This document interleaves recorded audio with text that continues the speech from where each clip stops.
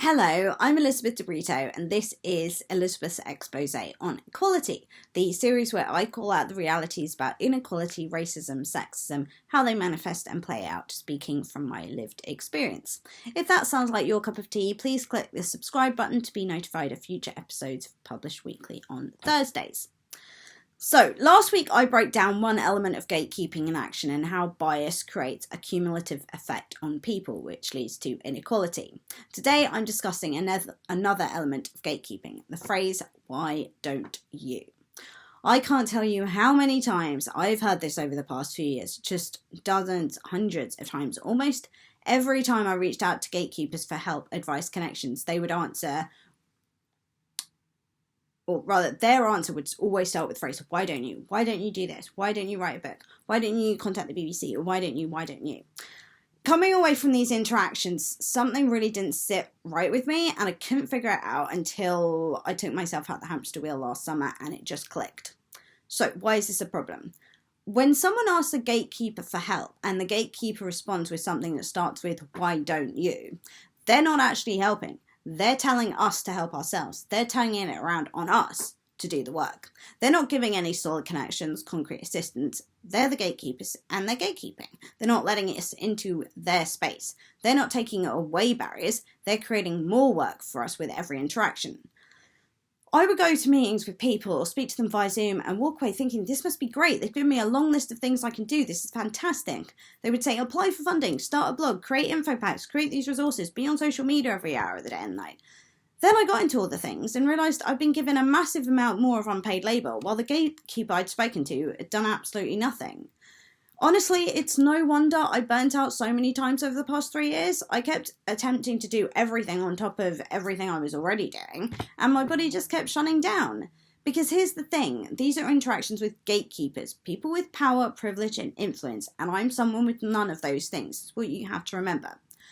In one interaction, they are, one, refusing to actually help me, denying me access to their space, their resources, their connections.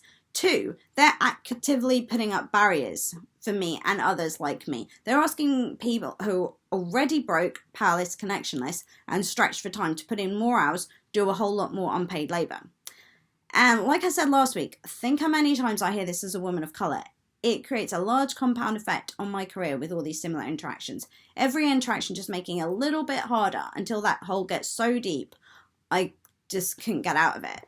Then multiply that for every woman of colour, every marginalised person, and the gatekeepers treating them like this. Common interactions such as this can create a huge cumulative effect within society. Even though it seems small at the time, it really piles up. And yes, there are always ways for us to improve our situations, further our careers. We know this. This isn't about that. This is about the gatekeepers and all the times that they have the opportunity to help someone, but they don't. This is about the gatekeepers keeping people like me out of their spaces. And I gotta be honest here, this particular behaviour isn't just white people, or men, I've noticed. Call it internalised racism and sexism. Maybe everybody else is so competitive because they've had to do everything themselves, so they think we should too. Call it what you want, but this means this is culture. This behaviour is ingrained in our society. This needs to change if we can make any sort of impact upon systemic inequality. I know this is a shorter one this time. So next week I'll dig deeper into the answer to the question, why don't you? I'll discuss the reason why I don't, the productivity myth, and impact upon health. If you're enjoying this series, please like, subscribe, share, and comment. I'd love to hear from you. If you prefer to email me privately, please do. My address is elizabeth.debrito@outlook.com. See below. And because I'm a writer, I'm publishing this on my blog too. Check the website elizabethdebrito.com for the transcripts to read at your leisure if you prefer. Any abuse directed towards me or anyone else will not be tolerated. Anything of that nature will be deleted.